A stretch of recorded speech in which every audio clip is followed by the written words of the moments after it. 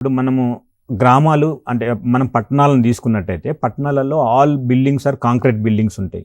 So అదేంటంటే అంటే హీట్ని అలానే ఉంటాయి అన్నట్టు. దాని తర్వాత మొక్కలు తక్కువ ఉంటాయి, తర్వాత పొల్యూషన్ ఎక్కువ ఉంటుంటుంది, దాని తర్వాత రోడ్లు ఎక్కువ ఉంటుంటాయి. సో వీటి వల్ల ఏంటంటే హీట్ అనేది పోదు, మొత్తం ఎన్విరాన్మెంట్లోనే తిరుగుతుంటుంటుంది. సో దీనివల్ల మనకేమవుతుంటే రాత్రిపూట హీట్ కూడా చాలా ఎక్కువగా ఉండి మనకు అది ప్రమాదంగా కలగజేయడానికి అవకాశం ఉన్నది మేడం.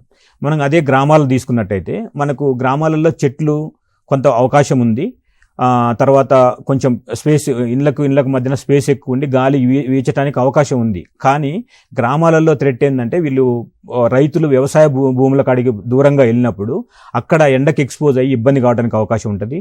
అదే రకంగా గ్రామాలలో కొంత లాకప్ హెల్త్ ఫెసిలిటీస్ ఎక్కువ ఉంటాయి మేడం, అంటే లాకప్ హెల్త్ అంటే సరైన వైద్యం దొరకదు.